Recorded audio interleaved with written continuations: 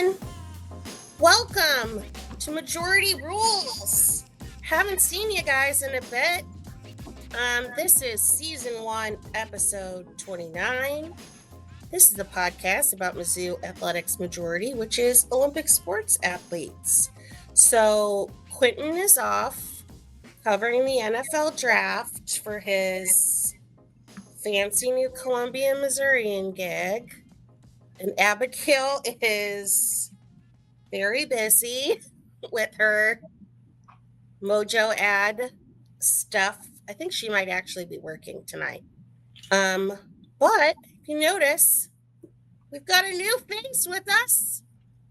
So I'll introduce myself and then say what I do, and then we'll go to our new person, and then we'll rotate around.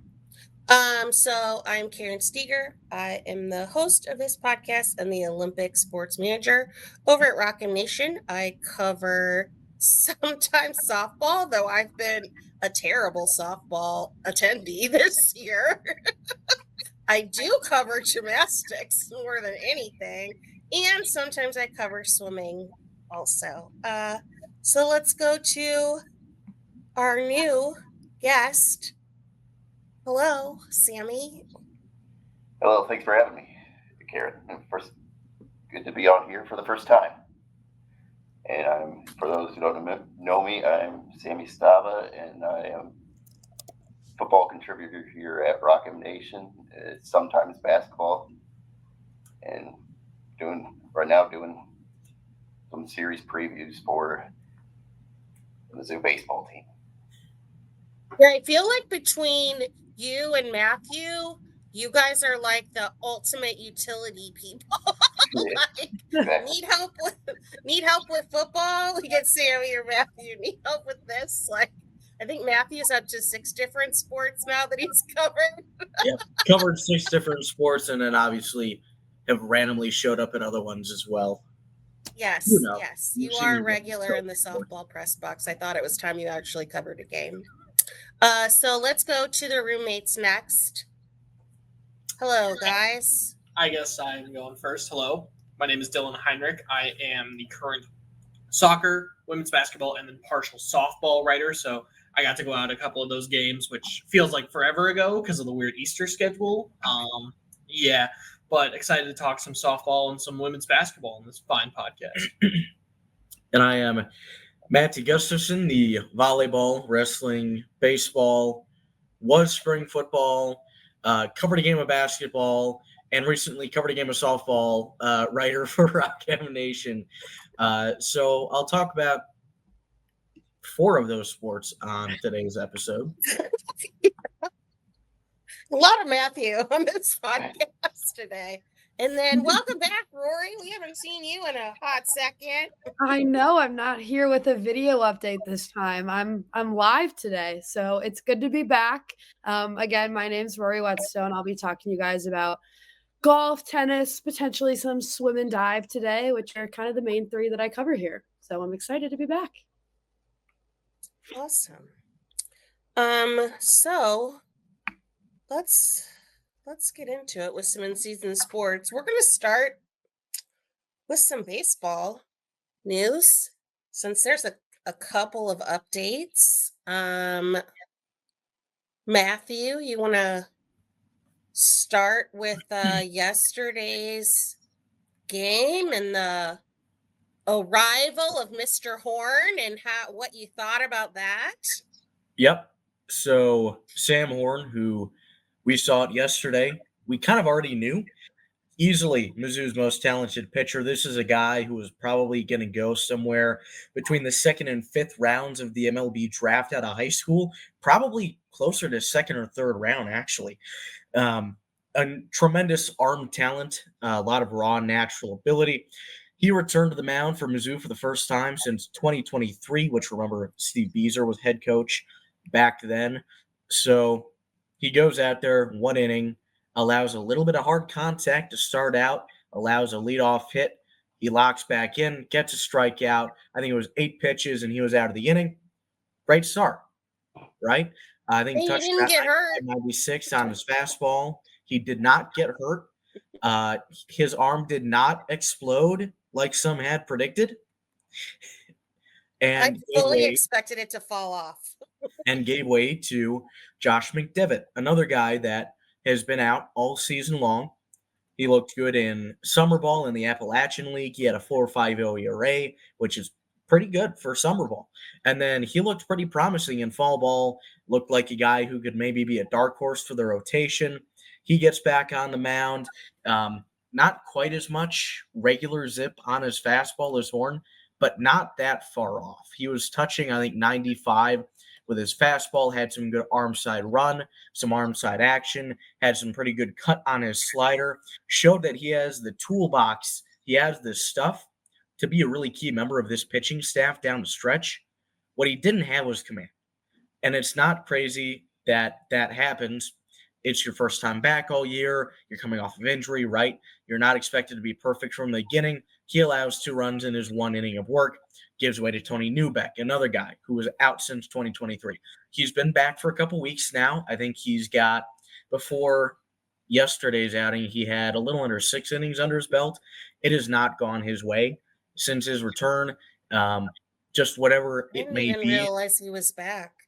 He had a mid-3 ERA in 2023, right? Looked like a guy, looked like a legitimate guy for this team, possible future weekend starter. He hasn't shown that. He's been lit up during his time as a starter. And then after that, you get Brock Lucas, another guy who looked like he could be a guy for this team. Mid-3 ERA last year as, I believe, a redshirt freshman, and a guy who looked good in fall ball. He was starting out as a starter. This year, that went poorly. They moved him to the bullpen, and he really hasn't been able to make the transition back. He, and again, had another poor outing. Mizzou ends up getting run ruled 11-0 against Missouri State. They split the home and home with the Bears this year. They beat them last week in Columbia 10-9. Now, it was brought to my attention this morning in my office that Missouri State is not as bad as Oh, no. some of the other teams that they've They've lost. beaten some good teams. They beat number 2 Arkansas at Arkansas in Fayetteville. They also beat Oklahoma State. Missouri State is a good team. They might win the MVC, but Shut out losing 11-0 is a different story. Is not great. The best way to describe this team, for those who listen to the podcast, the hitting for Mizzou Baseball is the first, second, and fourth quarters for Mizzou Women's Basketball. The pitching is the third quarter. Oh, God. Having nightmares. It's the classic John Calipari quote. I met with a team, there is no team. That is this pitching staff. All of their expected weekend starters are not pitching. 2 of those 3 are gone for the year. Danny Whistler is gone for the year. Caden Drew is likely gone for the year. Ian Losey is likely gone for the year. Nick Smith, I believe, is likely gone for the year, and he was probably going to be this team's best reliever. The guys that they expected to rely on this year, essentially all of them, are not pitching due to injury. And that means that they have to rely on guys who otherwise simply wouldn't be taking them out, right? Or they wouldn't be taking them out. At least that they eased Sam Horn back in and weren't like, hey, Sam, Yeah. I know you haven't pitched in 6,000 years, but go ahead and just throw a ton of pitches. So, and that's the thing is, I think they realize he's not going to start necessarily for them, or at least not in a traditional starting sense. He may be an opener for them. He's probably only going to give them 2 to 3 innings at the most during his outings this year. But just having him could potentially be huge because if you get a good outing from Horn, you get a good outing from one of your other guys, then that gives you a shot to win a game in SEC play, at least. One. That is right now, that is the goal for Mizzou Baseball. Win a game in SEC play. To put in context, I think it has been over 20 years since, it may have been as far back as the 90s, you have to go, for the last time an SEC team won 5 games or less, or won less than 5 games. in conference play, you have to go back to, I believe, in 1964, Vanderbilt, And Bell, yep. for the last time an SEC team did not win a game in conference play. But you know what? They're gonna get the turf redone. That So- is a positive piece of news. At It's been in the least- work for a at least while. we have that. It's going to be interesting to see, do they maintain what they have now, where there's turf in the infield and in foul territory, or do they go to a full turf field? I think they should go to a full turf field. It's easier to maintain. It is going to be cheaper for maintenance. It looks better because it's just not as disjointed. Mhm. I love grass baseball field. Grass baseball fields are far, far superior to turf fields. But when you're playing games in February and early March in Missouri, it's not something you can do. Yeah. So coming up, they're playing who? Sammy? Alabama. At Alabama. That's a Thursday through Saturday series. Nice. Do you have anything to tell us about that? I know I just put you on the spot with that, but I know you were writing a preview for it. The series, the Alabama series, yeah, you'll catch my series preview maybe tomorrow or on Rocket Nation, but not expecting much from this team. They're probably going to get swept again. I mean, because you're going on the road at Alabama. They're a pretty good team. They're ranked 18th in the country right now, and they're kind of similar to Oklahoma, where they got swept by Oklahoma at home. So now you got to go on the road, Yeah. play a good Alabama team led by Justin LeBron, their shortstop. So it's probably not going to be pretty this weekend in Tuscaloosa. You also don't have the benefit of a head coach for Alabama that is connected to gambling anymore. So That's true. Mizzou doesn't have that on their side. Alabama's head coach is Rob Vaughn, and if I do remember, he was one of the targets for. He was one of the targets in the offseason for. He was one of the candidates, head coaching candidates, after they fired Bieser. Oh, and that brings us to a good point. Though he deleted it, I did delete it. I don't know why.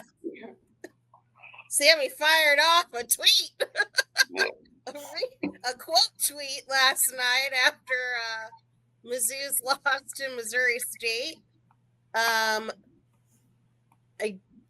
don't have the whole thing, but I can share this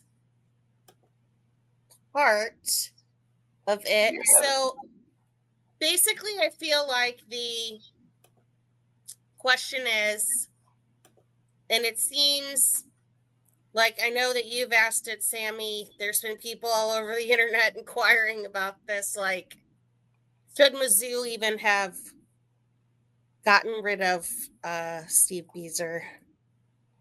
And I think that we should talk about that. Yeah. So if you follow me on Twitter or X, whatever it's called, We're going to go with Twitter. yeah. As you may know, I'm a big Bieser supporter, and I just don't think this program should have fired him, especially after the season he had in 2022. They went 28-23. And I know they were 10-20 in the SEC, but they were competitive. And if it weren't for a rash of injuries, like if they had Tony Newbeck healthy, you can make an argument that this would have been maybe a regional team. And I just don't think they should have fired him, especially after that season, and especially considering that he had one more year under his contract.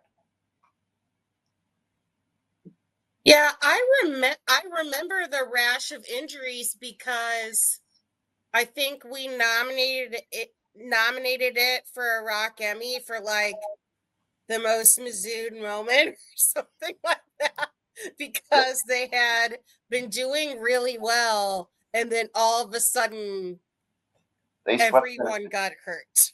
that year. They swept Tennessee in the SEC opening series. Yeah. So this picture on the screen, this is That's Carrot Jackson's resume Yeah. before coming to Mizzou.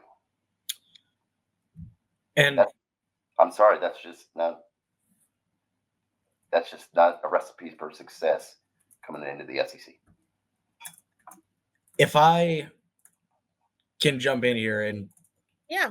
this I don't know, this conversation may take a minute now, but I think that, you know, when you look at the cover, obviously it doesn't look great, but you look at the 2-year turnaround at Southern, 32-24, SWAC Coach of the Year, wins the conference, first winning season since 2017 in Memphis. Now, to tell you the truth, the thing that I find most compelling about Jackson's resume before he came to Mizzou is not the head coaching. The fact that he was leading the MLB Draft League, he was an area scout.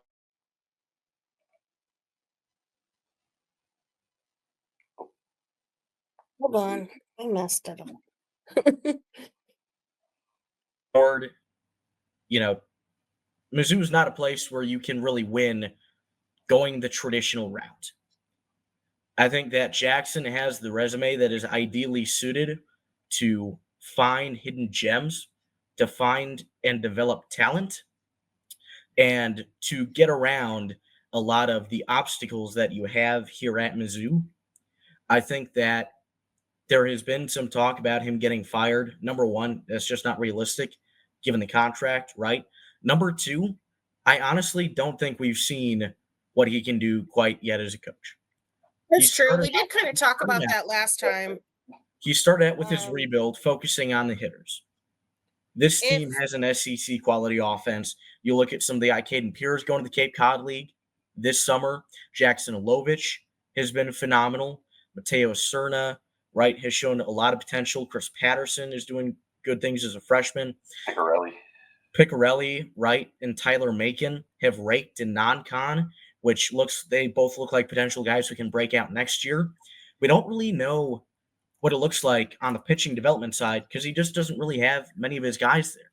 You look at his guys, right? 5 freshmen this year on the pitching side. You need to give him at least a year, if not 2, to see what they can actually do in the SEC. He's bringing in 9 freshman pitchers next year.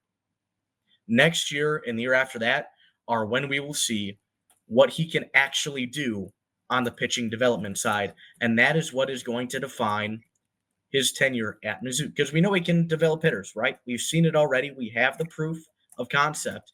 We don't have it yet for pitchers just because it's too early. I think that next year is going to be really important because you're going to see how he develops his first class of freshman pitchers, and then you're going to see the true freshman pitchers coming in. And they're going to have more depth next year because he's going to have, like I said, those are 14 of his guys, 14 of his pitchers that they will have. Now, I'm not saying that their depth issues will be solved, but they won't be anything like they were this year. So I was going to pull this up because there was some talk about begging Steve Bieser to come back. So our guy Tripp,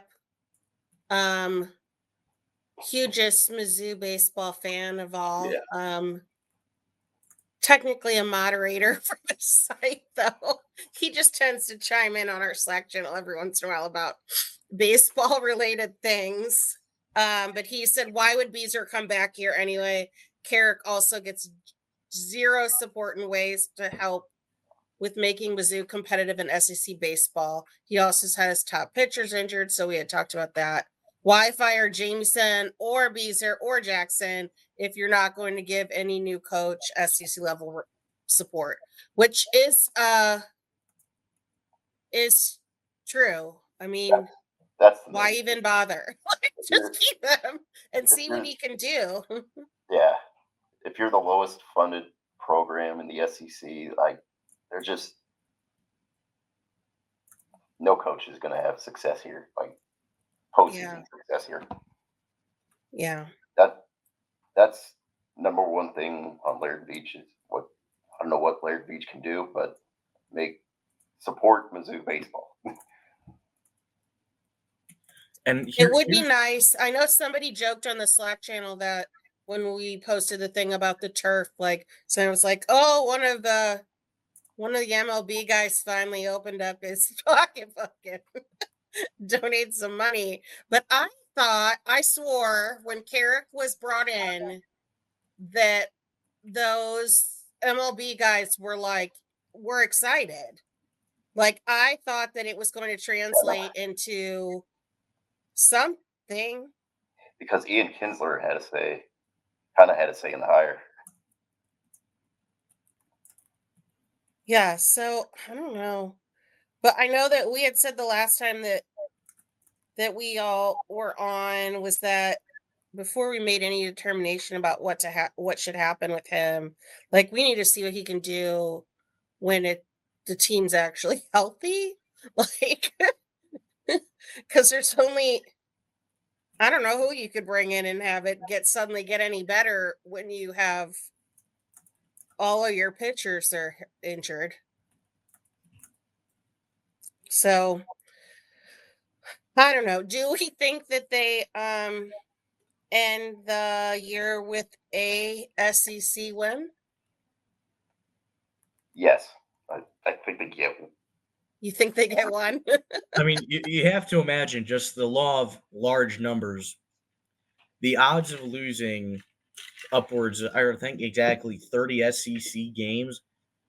I know the conference is by far the best in college baseball. This team has very little pitching, but here's the important thing. You get Horn back, and if you can get McDevitt truly back, if McDevitt is the guy that we expected before the season, you stack those two guys in a start, and all of a sudden you've got a shot.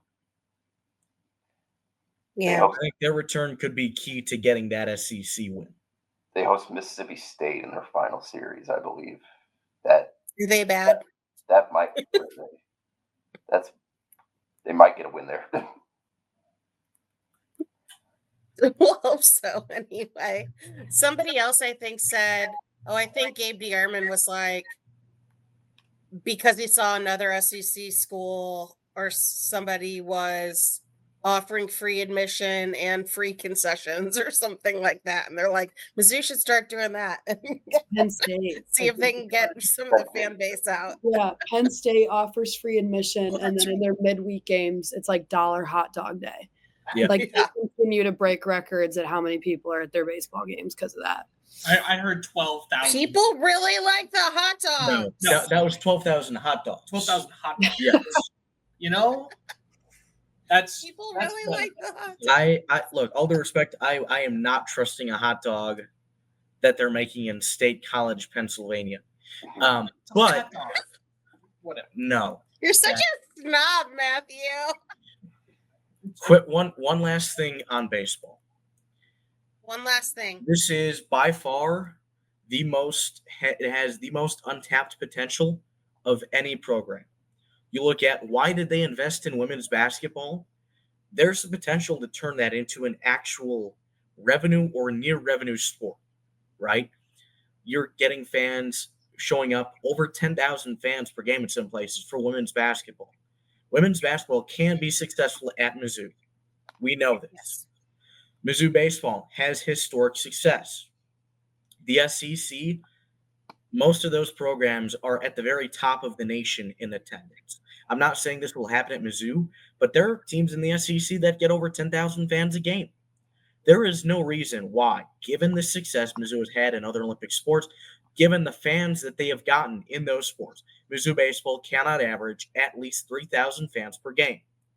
But they need to put a relatively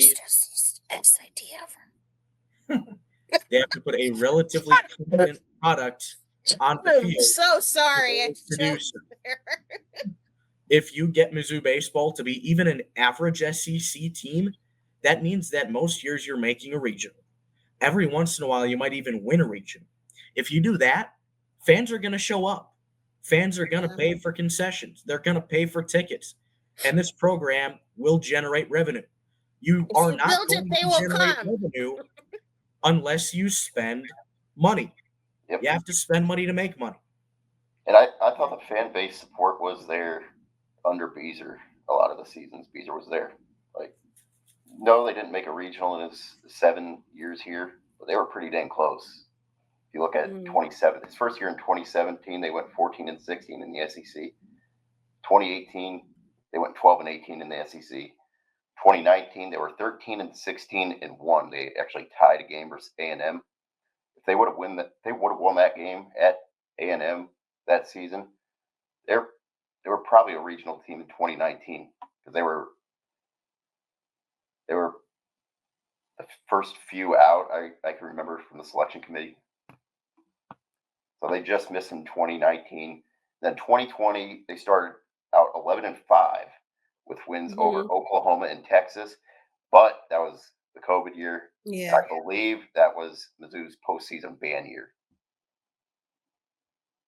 For like the one person that Yeah. the whole like one baseball player with that stupid cheating thing. Mizzou versus the NCAA is one of the all-time rivalries in any sport anywhere. And It's true. just one more thing on Bieser, but if you give him one more year following the 2022 season, Ross Lovich, Ty Wilmsmeyer, Dalton Bargo, they all probably I stay. remember all of them. They all probably stay Yeah. for one more year at least. And that's Could why have been. that's why I don't think they should have fired him. But they did, and Now look. this is where the program is We at right just now. have to see. Yeah. All right, on to happier things. Rory. Well, at least the golf part's Right? happy. I mean, well, what's her? The Bianca seems pretty excited about Yeah. tennis did. Tennis it seems like it's over. They ended their season about a week ago, and sorry guys, I'm coming over some really bad allergies, so if I cut in and out, I do apologize. So tennis just ended their season not that long ago. They finished ranked though. They were 74th in the country. They dropped their SEC opener to number 31, Ole Miss. I mean, they faced some insane competition, especially just the SEC in general. I mean, the number 1 ranked team is in there, number 2 ranked, like crazy competition. And Bianca Turati was really impressed with this team throughout the season. There is a lot of talent within this team, and just what they can continue to do. So overall, a good showing from them. They beat Florida for the first time in the way they did in program history. I mean, so there is. I mean, as much as it is unfortunate to say their season is over. They got an SEC win. Right? Exactly. Still some positive takeaways for them. But I mean, then switching gears into golf, they had both the men and women had excellent seasons. It was announced today that Fiona Tinan will be making an appearance at the NCAA regional. She was selected today. So that's huge for them. I mean, I talked about it in the fall that the women's team was excelling at a rate never been done before in school history. And it was going to be a test of whether they continue to do that in the spring. And it's exactly what they did. They had a fantastic season. So Fiona Tinan will individually continue to play. Men's golf, they are competing in the SEC championships currently. So they open play today. The way the SEC championship works for golf is after 3 days, the top 8 teams in the standings will advance to match play with the quarterfinals and the semis on Saturday. The team is currently in 12th. However, they are not far behind the rest of the pack. So there is a chance that they will make it to those quarterfinals. It's all just kind of up in the air, however they continue to play over these next 2 days. But today, again, they open play. There's 3 top teams in the nation, and 10 of the top 20 are in this field. So, oh my gosh, men's golf in the SEC too. You can look at who's on like the PGA Tour and everything too, where they came, and it's a majority of SEC schools. So they're just 4 strokes out of 8th place. So they finished above number 3 Texas, number 26 Tennessee, and number 18 Vanderbilt during the opening round. Virgilio Paz led Mizzou with a 2 under, shooting 68, which was the best score of anyone on the team. Best score of anyone on the team since the second round of 2023. He had 4 birdies on the day. He did have 2 bogeys, but obviously still working. Trent Murrell was second on the team during those first 18 holes, shot a 1 under 69, and it is his SEC championship debut. So for a freshman, I mean, as you've seen recently, I don't know whether you're looking just through Twitter or pieces I put out on Rock M, Trent Murrell's had a fantastic showing in his rookie season. Golf's got a pretty young team, too, don't they? Mm-hmm. Yeah, they've got a solid core, so it'll be. I'm hoping that they make it to the quarterfinals here. So, yeah. Thank you, Rory. I keep telling people what I've been talking about, and they're like, "Oh, are you like named after Rory McIlroy?" And I was like, "No, but like I'll say I am if that makes you like believe me a little more, like give it some credibility." No, yes, and that's why I cover golf. Like, come on, come on now. Love it. So hopefully some more good things to talk about with golf within this upcoming week, and I'll keep you guys updated with that. Thank you. And now we're on to softball, which I'm bad luck, I think. Like, maybe I should just give it up because Mizzou beats 2 number 1 teams when I'm not there. And when I am there, they lose.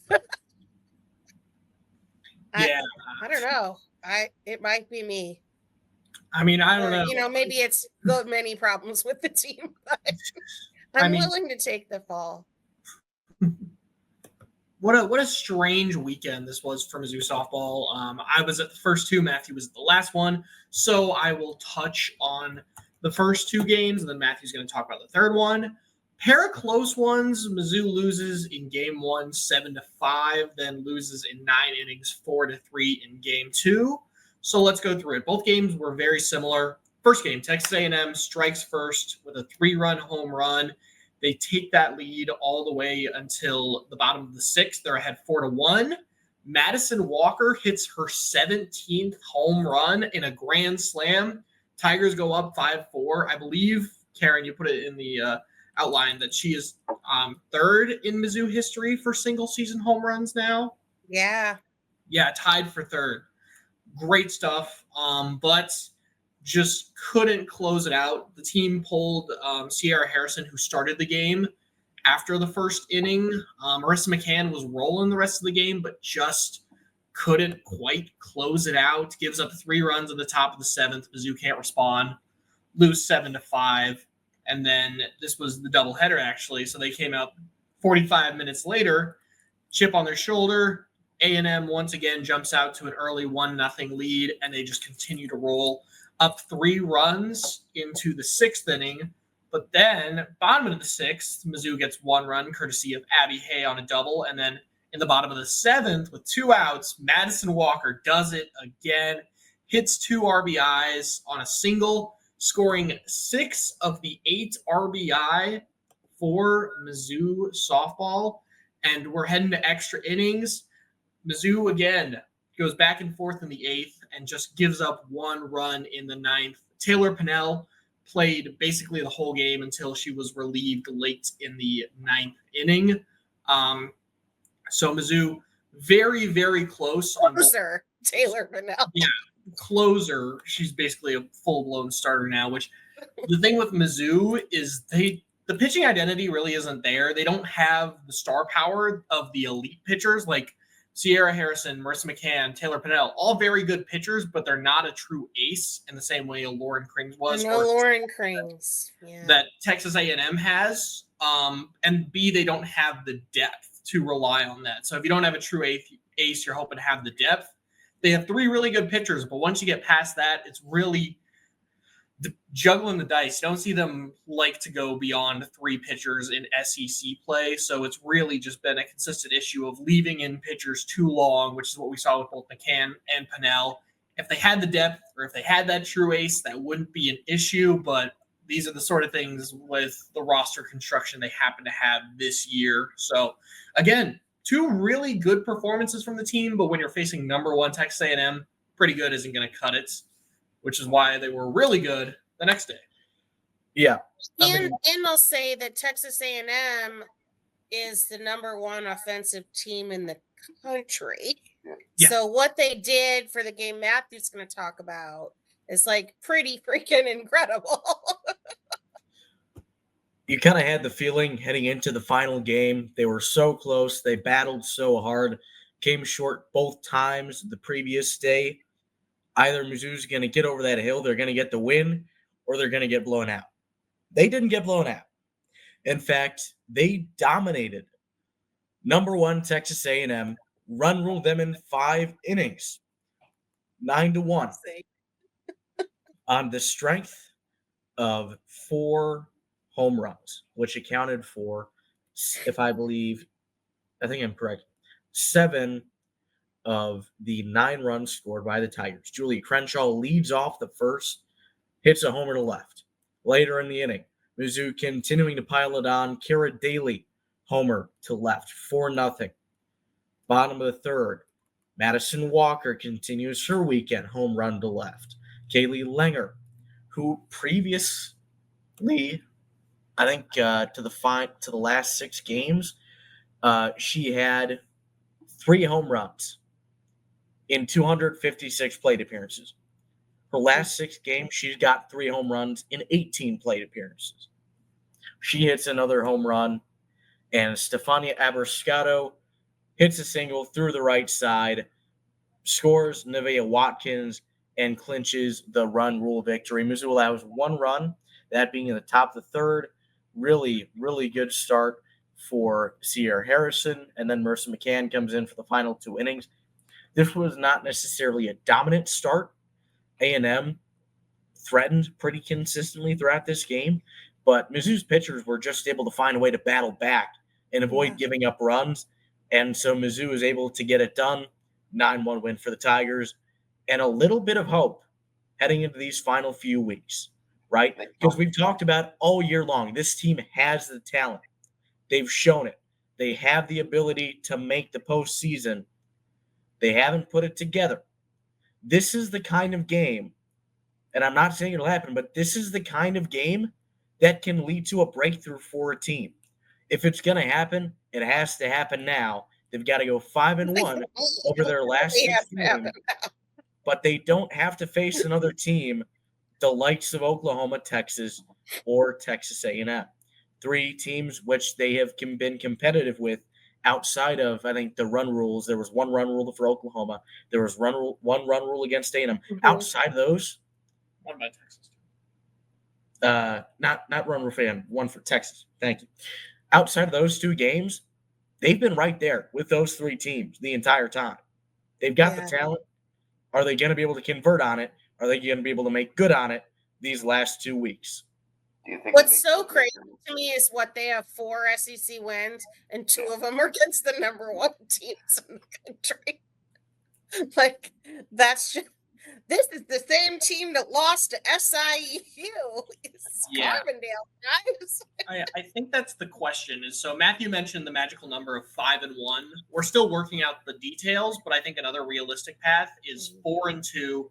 2-1 in the SEC tournament, because that puts you exactly at 29-29, which for those who don't keep up or haven't been listening to the podcast, in order to make the NCAA softball regional, you have to be at least 500 in the end of the season. To be considered for an at-large, you have to be 500. And given Mizzou's quality wins, we would assume that if they reach that, they will make it.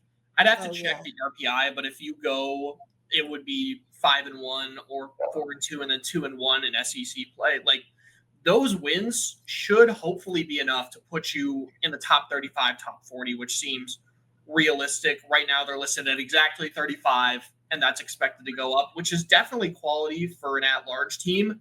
Looking ahead, we mentioned all the tough teams they had to play. Now they have Alabama on the road this weekend and then Georgia at home.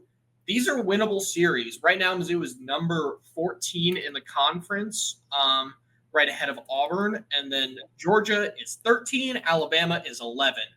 Is it going to be easy? No.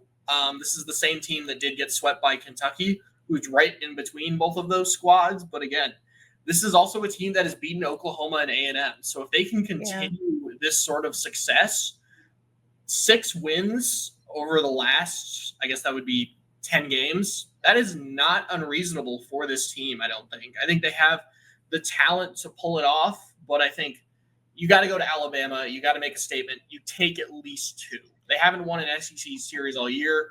If they lose 2 of those games, your back's against the wall, and I don't know if they have enough wiggle room to get out of it. I'm going to propose a quick thought exercise here. You have 2 buttons. One of them gives Mizzou its first win in baseball. The other gives Mizzou softball the 1 win it needs to make the NCAA tournament.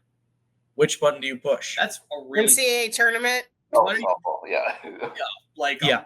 The one is like an actual NCAA tournament. This is a lost baseball season. Mizzou softball. What's Oh my God, they didn't get softball streak right now? NCAA tournament streak. It's like 18 seasons in a row. Last time they it's missed was something 2006. ridiculous. Yeah.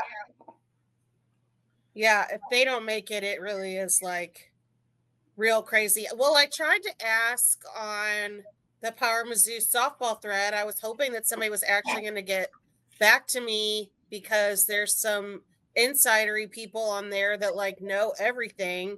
And I was trying to get clarification on whether or not it included SEC tournament in getting to that 500, and still nobody answered me. But the whole thing came into question because the Missourians' True Deck said that he talked to Eric after the A&M game, the win, and Eric Mueller, the SID, said that they weren't sure, something like they weren't sure if that was really a rule or something like that.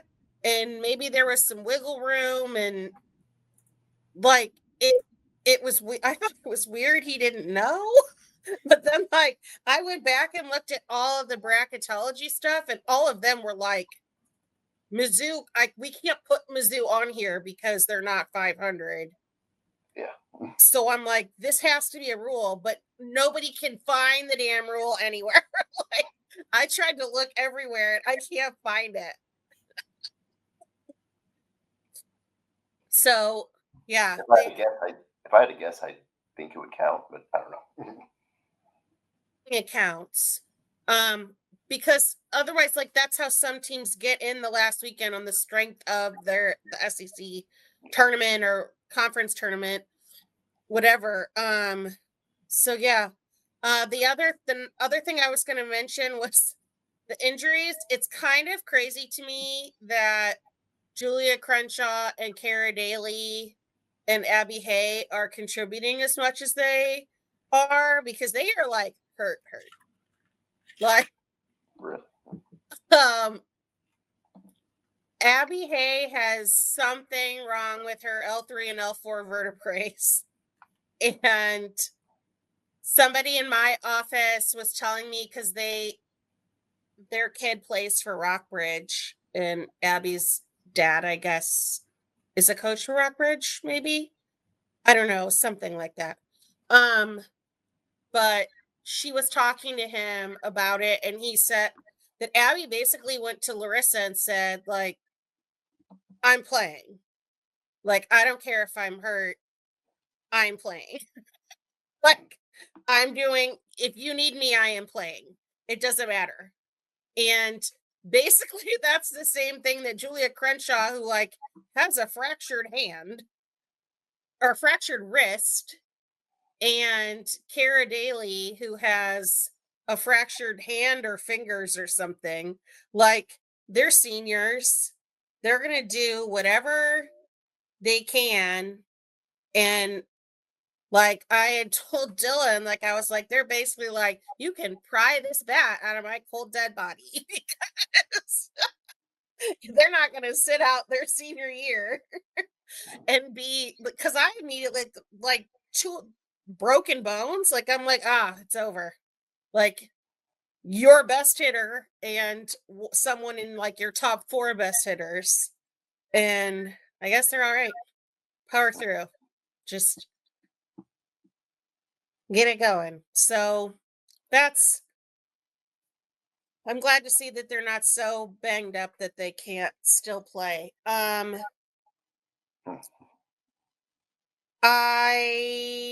We're going longer than I anticipated, so I'm going to skip the question of the day. Maybe I'll ask it on Twitter or Rock M Plus or something like that. Good morning, Tiger fans. My name is Abigail Klaptaskis, and I'm going to give you a quick rush hour morning update. Here are the top 5 things you need to know about the Missouri Track and Field team. Number 1, Alicia Burnett broke a 38-year-old school record, racing 11.23 seconds in the 100-meter dash last weekend. Her time stands at 11th in the nation, but get this, Burnett now holds the women's 100-meter outdoor record, 260-meter indoor dash school records. Drew Rogers is also a 2-time star in the record books after he raced a program best 13:41.63 in the men's 5K. He already earned the men's 3K record earlier this season. He's about 10 seconds away from cracking into the national top 25. Keep your eyes on the javelin throwers. Valentina Barrios holds multiple first place finishes this season, and her season best ranks 18th in the nation. Number 4. While he hasn't thrown past 68 meters in a few meets, Sam Enez's hammer throw personal best from the Battle of the Bayou still ranks 11th in the nation. He holds the highest individual men's ranking on the team. And finally, the Tigers only have 1 meet left until SECs. They compete at the Texas A&M Muster on May 3rd before they open their outdoor championship season in Kentucky. All right, that was a little bit over a minute, but you get the idea. MIZ. So now let's pivot to out of season sports and women's basketball. It's the Wild West out there, guys. Indeed it is. The transfer portal continues to just be the strangest thing that nobody can understand or get. I feel like I learn something new every single day. Obviously, the most recent one is people who will enter the portal with no eligibility. How does that happen? Right. I think that's not a thing on the athletes either. That's just the system that allows them to do that and get away with it. And so the portal is just this muddled mess of names. I don't know the exact amount, but I know it's over a fourth of all men's and women's basketball players are in the portal, which is several hundred. Don't need me to do the math on that, which is a lot. Obviously, Mizzou women's basketball has taken a lot of the brunt between graduating players, a new coaching change, new coaching regime. So this team is down to, I believe it's 5 returners on the roster, and I believe they brought in 4 transfers. So 9 current players. The most recent news, which I actually broke on social media, which was fun. First ever scoop. Thank you.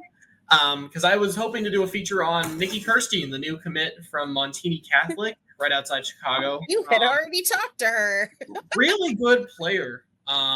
Was the 3A player of the year, won the state title, big point guard, seemed to be fitting at the SEC level, was a holdover from Princeton. When I spoke with her back before the Harper hire, she was committed to Mizzou, seemed pretty strong about it. The Harper hire happened. She spoke with her pretty immediately, didn't have a lot of contact after that. And then I was reached out to both by her and her dad yesterday and said, okay, Nikki is no longer committed. Didn't give a whole lot of reasons for it again.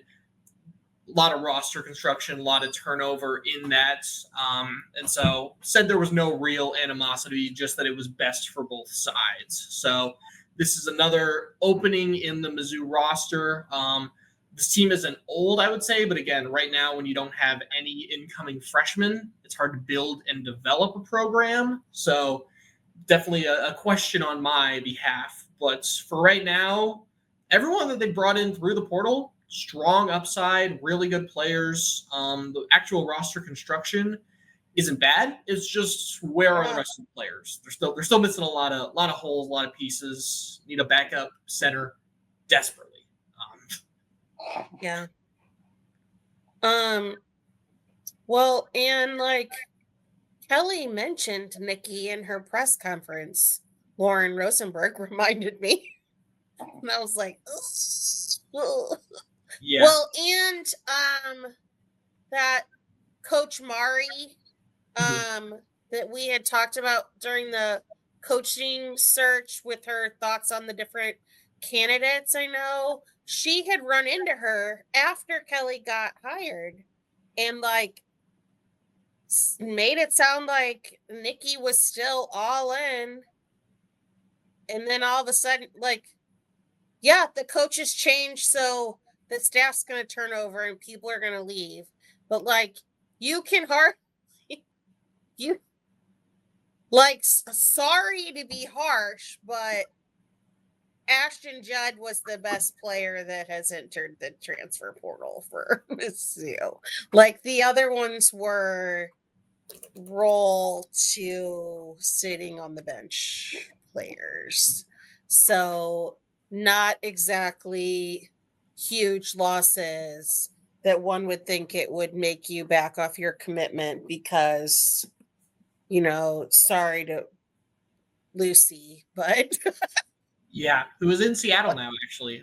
Shout out the Redhawks, something like that. Something like that. I don't think it's a talent issue. From everything that was shown, it appeared to be a very positive interaction between everybody. It didn't seem to be really a talent concern. So I think from a Mizzou perspective, there's nothing really to be super worried about, whether it's, again, talent, commitment, coaching issues. Again, sometimes it's just not the right fit. And when you bring in a new coach, not everything is going to click into place. So you feel a little bit sad that Nikki won't be coming here, but I'm sure she's got a bright future ahead. And I'm sure this gives, again, Kelly Harper more room to bring in some of the players that she is envisioning for her team. So I am also sad for your article because it's kind of funny the way that worked out because we had like literally just talked about it.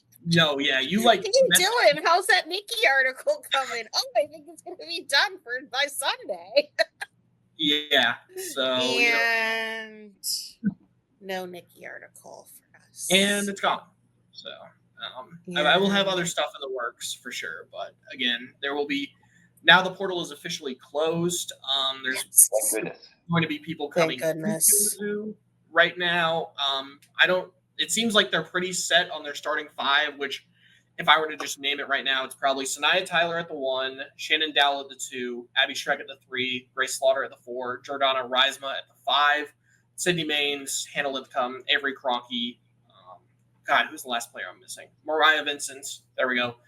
As potential bench or depth options. So this is a team that I don't think needs 15 players, but if you bring in 3 more pieces who can come in off the bench, who can be good depth pieces, good leaders in the program, maybe, again, you bring in a walk-on for a year or two just to fill up the depth in that roster. You see that happen a lot with women's basketball, especially due to injuries. Again, there's always the question of NIL, quantity versus quality. They're bringing in a whole bunch of new players, and all of them got to get paid at least somewhat. So I'm very curious to see what this end roster looks like, but I can tell you right now, Kelly Harper is not done. Nowhere close. Wasn't the final player they brought in another transfer from FAU? Sydney Maine. Yeah. Sydney Maine. Yeah. Or was it? Oh, wait, no. Oliphant went in the portal. That's correct. Okay. Because we thought that she had picked up another portal entry very early on Easter morning, and I would like my time back. The amount of time I spent on Skim Milky's Discord searching frantically for Mizzou information and bothering poor Skim. Like, you hear anything? You hear anything? This staff is tight-lipped, I have been told. They do not want to say anything. They are not getting any information from them. But I will say I think that Kelly has quietly built brought in a good class. Yeah, I like his roster. Yeah. Like I think Tyler and Dowell. Dowell and Reisma, I think, are the two headliners. Dowell, I think, is an immediate impact player from a scoring perspective. Reisma, of course, there's always going to be questions about SEC size, but 6'3", dominated the Horizon League, checks all the boxes. Sanaya Tyler, again, a lot of people gave her a bad rep because she didn't play a whole lot last year because she was starting behind first-round draft pick Georgia Moore.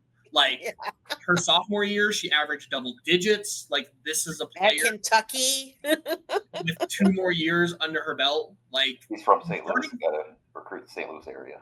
Oh, yeah. She's the Incarnate Word one, right? Yeah, yep. Mm-hmm. She won 2 state titles at Incarnate Word. So. Yeah.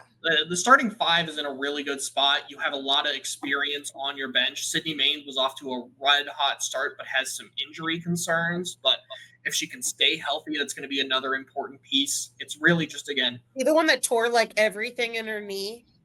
That was like during her sophomore year, but she's also like suffered thumb injuries. I don't know what was disclosed about her injury last year. I couldn't find it anywhere. Bless you. But yeah, it's a long history of injuries. Unfortunately, hopefully Maines can stay healthy, work on some more rehabilitation. No need to rush her back. So I think there's still plenty of room for people who can contribute. Obviously, with Kirsten gone, you're probably going to want another point guard.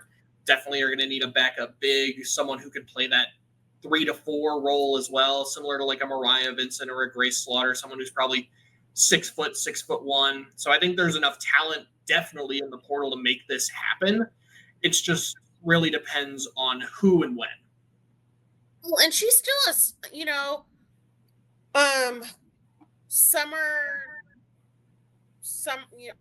it's not what is it, Mo Phenom or something like that? The Summer Girls League, like the EYBL stuff. Like, they can go to all those events, and maybe there's some under the radar people that are like really showing off this summer that haven't committed anywhere yet. Well, Mizzou's got spots on their roster. Like, maybe she'll find some underrated people to come in and help out and make a difference. Through all the madness, I bet Nikki isn't the only recruit who is decommitted as well. Like, I'm sure there are other programs who have lost players for similar reasons. And again, maybe Kelly is the right fit for a different player. So who knows? Maybe we might see one of those trade type deals where, I don't know about any of the Wisconsin commits, but maybe one of them might want to come to Mizzou, pull a Nico Iame-Lava. So see it at the Olympic sports level as well. But I think there's still plenty of room for recruits. So Mizzou volleyball, a little bit of off-season news yesterday. Their director of volleyball operations, Emily Garrett, named to the AVCA's 30 under 30 list of the top 30 coaches or staff members under 30. She's been with Sullivan each of the past 2 seasons at Mizzou, so she's been part of the staff that has helped turn around the program. Really nice honor for her. Also would not be shocked to see another Mizzou coach on here in the next few years. Jenna Gabriel was elevated to assistant coach from technical coordinator this offseason. She was in college playing as recently as 2021, I believe. So she is still very young, has a couple more years of eligibility on this list. Given that, I'm not expecting Mizzou to go anywhere in terms of being a tournament team, being a team that is nationally recognized. It would not shock me at all to see her on the list in the next few years. So some really good young coaches, really good young staff members at Mizzou right now for volleyball. Moving on to wrestling, a little bit of additional news. This was out there kind of on the internet, had been speculated about, but we did get confirmation in a video today that Keegan O'Toole tore his ACL this season. He wrestled the second half of the season on a torn ACL. Despite that, he tore it in the Binghamton match at the Collegiate Duels in Nashville. Immediately after that match, he had to wrestle Levi Haynes, former national champion, then was ranked number 2 in the nation at 174, and he beat him. He also, on a torn ACL, beat Dean Hamady, who eventually won the national title in the Big 12 finals. So O'Toole able to win a conference championship, able to make it to the national title match despite wrestling on a torn ACL. You could kind of tell more throughout the NCAAs that it was kind of bothering him. He wasn't scrambling as well as he usually does. And in that finals match, he lost the scrambles. You never see Keegan O'Toole lose the scrambles.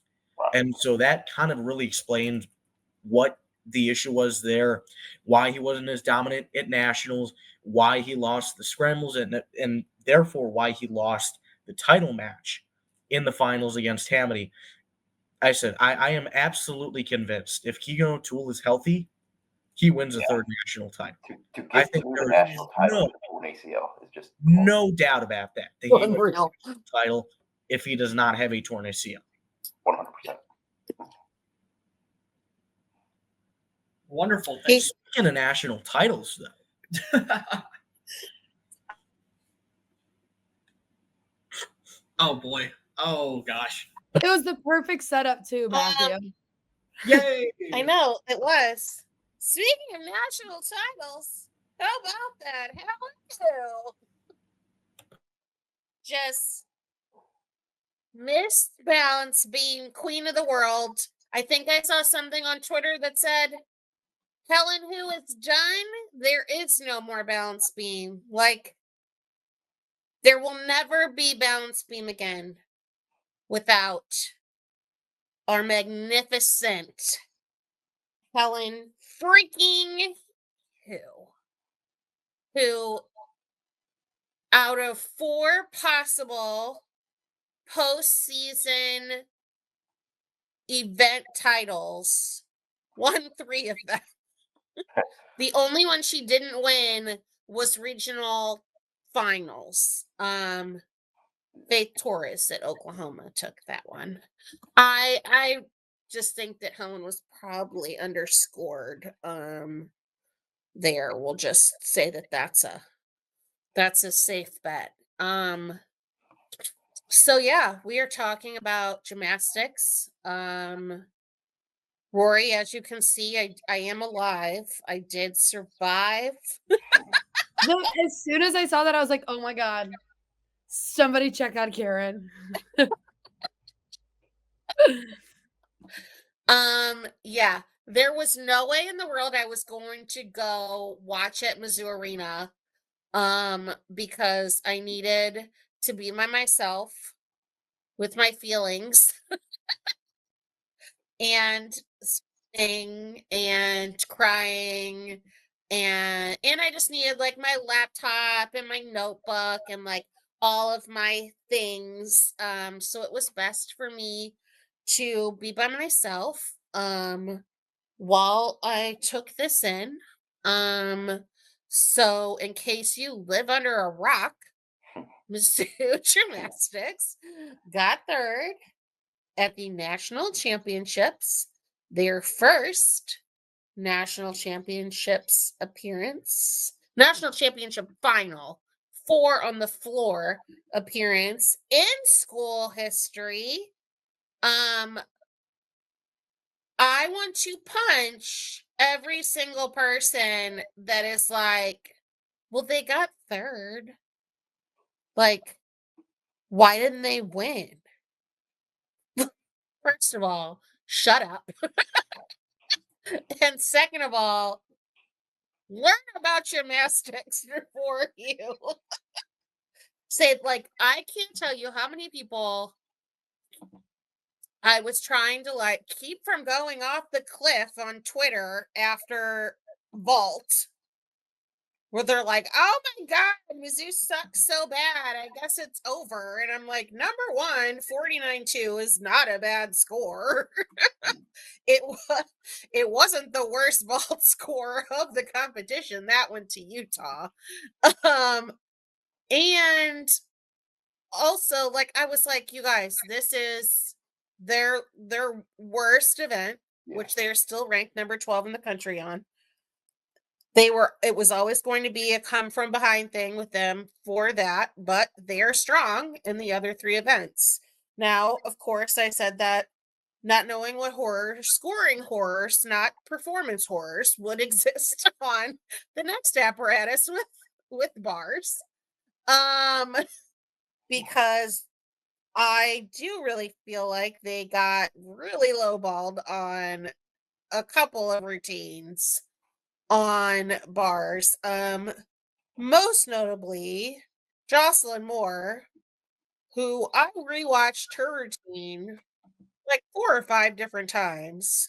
She stuck her landing, her handstands looked great, everything looked great. What did she get? 9.85. Yeah, sure. That makes sense. That makes sense. Even Amari looked great, stuck her landing, only got a 9.8625.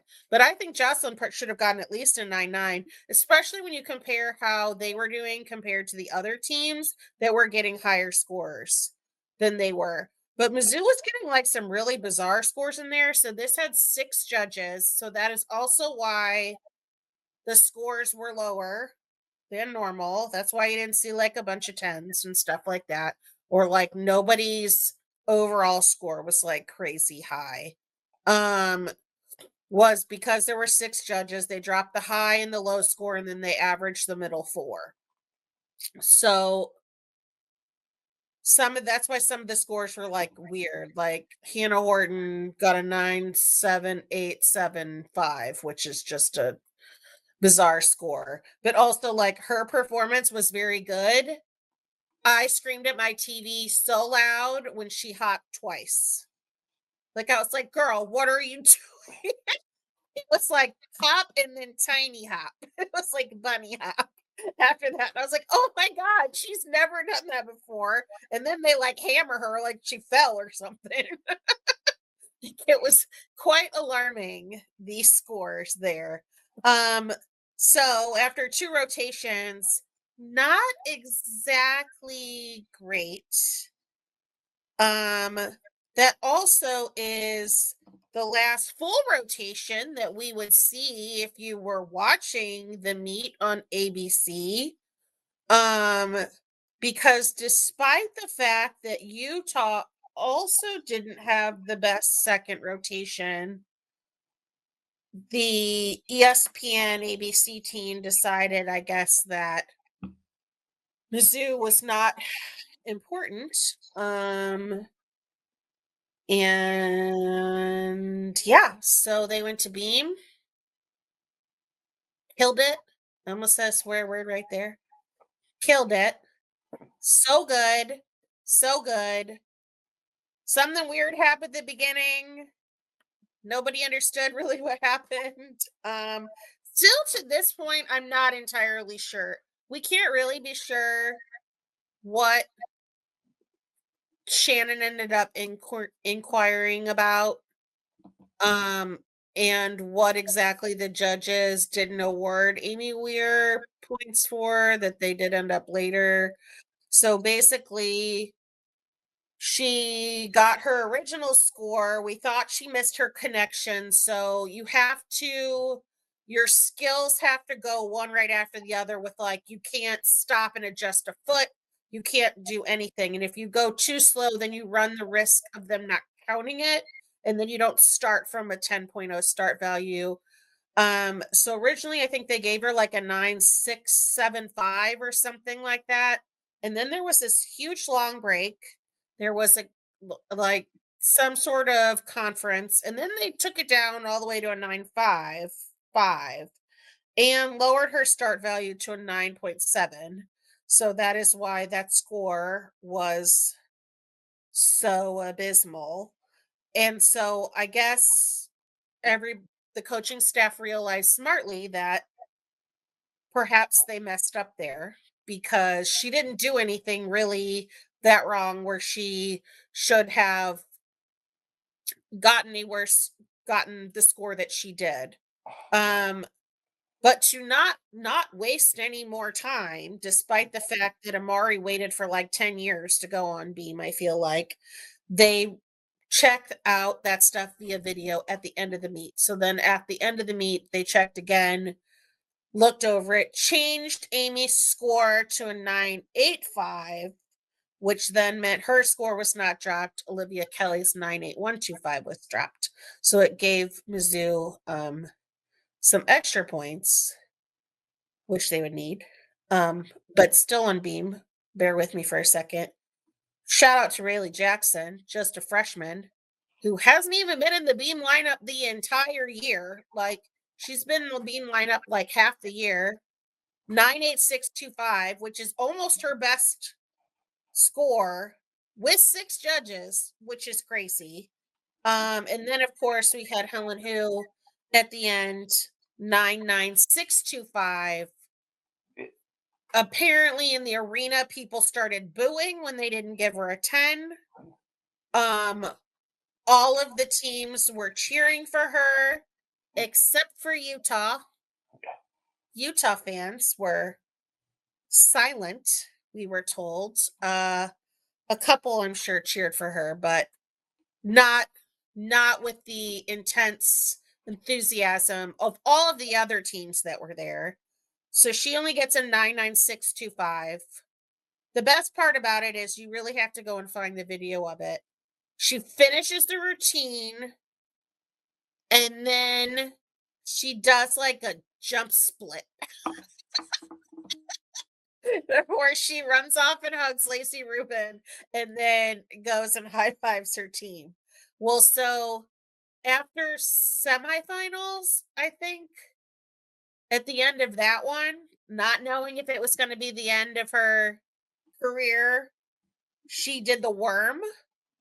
And Shannon was like legitimately worried that they were going to get a fine. They did not get a fine. And yeah, so then she like did a jump split after that. It was insane. She was asking people on the internet if they had video of it because she wanted to keep it forever. So during Beam was when they stopped showing some of Mizzou's routines. I thought they were going to come back to them later.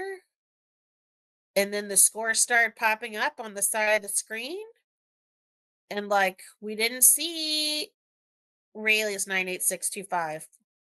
We didn't see Addie Lawrence's 985. And I was like, what the hell is going on here? This is ridiculous. I was filled with rage. So I went over onto the ESPN Plus feed, which I probably should have been on all the entire time, except for the fact that, like, I wanted to watch everybody. Like, I wanted to watch Jordan Childs. Well, on the ESPN Plus feed was only Mizzou and Oklahoma, so those are the only teams that you saw. Now, they were very complimentary of Mizzou on there. Trinity Thomas, former Gator legend, is really obsessed with Mizzou. Like, she is like ultimate Mizzou fangirl, and so I think that she's an honorary Tiger for life. Apparently, she's also very good friends with Jackie Turpak, so that could also be part of it. But it's really ironic that she was cheering Mizzou on that much, given that Mizzou's the team that knocked Florida out of the tournament. I was going to say, she's a professional. She is clearly like really excited about Mizzou. Love her. Thank you, Trinity Thomas. And then they ended on floor. I think I heard that they showed Jocelyn and Amari's routine and maybe part of Hannah's routines, but it's not even like, I think the thing that made me most mad about the whole thing was that they were like showing like B-roll footage, like the team off to the side talking to their friends or the crowd, or like randomly talking about the NBA playoffs, like random stuff. And in the meantime, you could hear Mizzou's floor music being played, and they just weren't going to Mizzou on floor. So it really was super infuriating, especially given the fact that Kennedy Griffin scored the third highest score in the whole damn meet. She got a 995, and the only way you even saw it was if you were watching it on ESPN Plus. And that, it's crap. It makes me so angry. And yeah, I'm still heated about it because I haven't had time to go back and watch. So like I still didn't see Rayleigh, Addie, or Liv's beam. I did see all the floors because I did get over there fast enough over on the ESPN Plus. So Mizzou ends me with a 49.4875. Awesome score. Second, tied for the second highest floor score of the meet. Utah does really bad on vault. So the scores say, again, I didn't see it because I was on ESPN Plus. Apparently the last girl like fell like real bad. She got an 8.75. So if that tells you how that went. So they dropped that score, but then like they only had two scores that were either in the 9-8 range. So they ended with 49.125. It was very confusing. The whole thing was madness. We didn't know what was going on. It showed up Mizzou was fourth by like 0.025, and then all of a sudden Mizzou was third, and everybody's like, what the hell? Like I have people being like, Matthew's messaging me like, Mizzou got third. And I was like, no, they didn't. They got fourth. I'm looking at Verdius right now. It shows fourth. He's like, no, they got third. Like nobody knew what was going on. And then it finally came out that they ended up third. So amazing season for Mizzou Gymnastics. We get to talk to Shannon and Amari tomorrow. I can't wait. Yeah, so just the best season. I think between all of us that looked up all the stats, this is the best. This is for sure the best women's finish ever. And then this is best Mizzou finish all time since wrestling. Yes. The best third place Mizzou in finish 2007. all time since wrestling finished third in 2007. Yeah. That's pretty remarkable. It is pretty insane. Fun to watch too. I think Yes. they may have also had an individual national champion in that year. I think that might have been one of the Ben Askren years. Let me check. That sounds about right. That seems about the right time frame for that. Yeah. Yeah, so amazing season for Mizzou Gymnastics. They finished third in the final rankings. That's the highest that they've ever finished. 2 events in the top 5. They finished fourth on bars and floor. Their first individual national champion, and Helen, who like 7 or 8 All-Americans, like just really insane how great they did. Yeah. And they are going to be losing a lot. Yep. But that's to talk about for another time. And I was correct, by the way. 06-07 were the Askren championships. So yeah, there's the common connection. Individual national champions and the team finishes third. That's pretty awesome. Yeah, so just a really great season for Mizzou Gymnastics. I hope that everybody that got so into it at the end of the season this year will continue to support them next year, because they are going to have 6 home meets next year, which is, they only had 3 this year.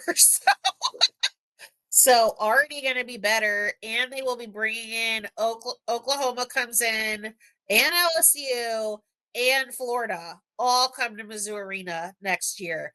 So that's going to be insane. So yeah, really amazing stuff. For St. Louis folks to check it out, I don't know if they're in St. Charles again next season at the Family Arena. Jackie about that. She wouldn't tell me one way or the other. From me as a media perspective, I hate that meet. Okay. just because like like this year they already didn't have that many home meets, and then they essentially gave away a home meet for this meet. And then it's in February, you got to contend with the weather. God knows if you're even going to get there. Got there this year, but not the year before. I will say it is nice for their NQS though, because again, this is neutral, right? Yes. Yeah. So that is true. I didn't even think about that. Yeah, because they do have so many home meets next year. I mean, I'm not really worried about them because Mizzou does really well on the road too. Yeah. I mean, like they have a 197.8 to end the season. They had a 197.7 5 at Florida that should have been like a 198 if the judges in the swamp would have actually judged them on their performances. Yay, love subjective scoring sports, just so much fun. Yeah, so Mizzou gymnastics, amazing. Super excited for the future. Yeah. Hats off That's to all I have to say Shannon. about that. Hats off to Shannon Walker to what he's built. Yes, it is. SEC Coach of the Year and Central Region Coach of the Year, Shannon Welker. Yeah. Between that staff and the people on the team, just it was the most fun ever in my life. And that's saying something considering I loved the softball team last year so much too. And I'm like, no, hands down, best team ever. So Rory, did you give the swimming update? Yeah, I can give it right now. I'll be brief with this. Ian Everett, he's from Kansas City. He will be joining the Mizzou swim and dive team next year. He will be transferring from Indiana. If you don't know a lot about swim, Indiana is a powerhouse when it comes to swim and dive. They have had multiple Olympians cycle through their programs. Oddly enough, there's multiple of us on this majority rules team that Indiana was our second choice for schools. So I do have an Indiana sweatshirt signed by actually a couple Olympians. So I do still keep that one around. But Ian Everett is a special talent. He specializes in the 50, 100, and 200 freestyle. He is a 5-time All-American. Not only that, he's a Class 2 MSHA Swimmer of the Year and was a state champion in the 150 free. Will be a huge bolster to this roster. They're going to lose a bit of talent like Grant Pachensky, for example. But, with the swim and dive Was team. really big in the sprints. Yes, exactly. He's a big of the season in those relays. Yeah. Mm-hmm. This team has a lot of talent, as you see, and what they were able to do towards the end of the season. Just kind of missing pieces here and there, but overall positive. I think he'll be a great addition to this team. It seems like he did redshirt at Indiana last year. There were no stats from his time there, but just everything he was able to do. Yeah, while he was in the state of Missouri and swam in high school was incredibly impressive. So I'm sure he will make a big mark at Mizzou. Awesome. Thank you. All right. So we went long here. But let's talk about here at Majority Rules. I thank everybody for joining us. Sammy and Rory, hopefully you'll be able to join us again. Another time. Well, at least like the midweek Diamond Sports games are over now. That made it real hard for a while, and with gymnastics being like Thursday or Friday, it just made it very difficult. Should mention for baseball, they do have pretty big midweek game coming up. Oh, yes. Pretty big midweek game coming up. Border War. April 29th. They're not done with their midweeks. Oh Border War in Lawrence. And then May 6th, they're in Columbia. And I think the outlook on this season from the casual fans could be changed quite a bit if they beat KU. Twice. Just beat Kansas. That's all. If they That's all beat I have. KU, that'll be a nice little end of the season there in an otherwise not so great year for Mizzou baseball. And to end this podcast, we have a dick tweet from Larissa Anderson that Dylan just shared. He's back, folks, with their cryptic tweets. You never actually know who they're directed at. You see so the same cryptic. people on the way up as you do on the way down. Hashtag own it. You know what I would like to see? I'll leave you with her at a press conference.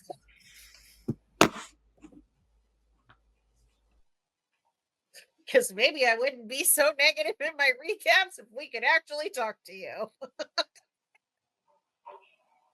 All right. Well, thanks for tuning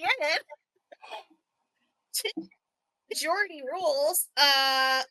You can follow us on the Twitters. We're all still on there. Dylan's at Dylan R. Heinrich. Matthew is at M_Gustafson27. I am at Karen Steger.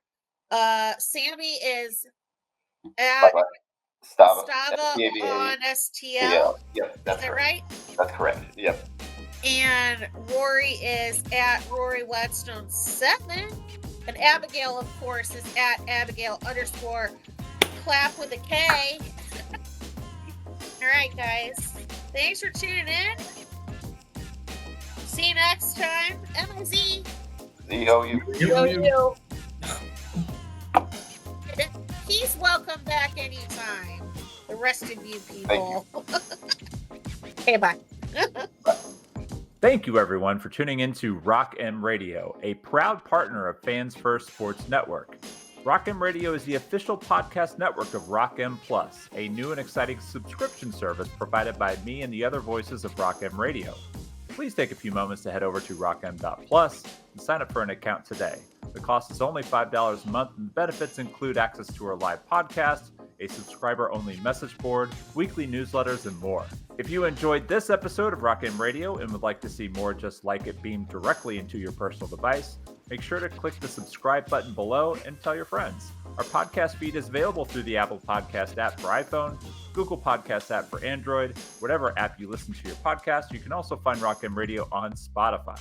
If you're looking for a podcast about your favorite team that is not the Missouri Tigers, Fan First Sports Network is your answer. A full podcast network loaded with the team-specific podcasts covering Major League Baseball, the NFL, NHL, NBA, MLS, and more. And we'll be back with more episodes of Rock M Radio coming to you soon.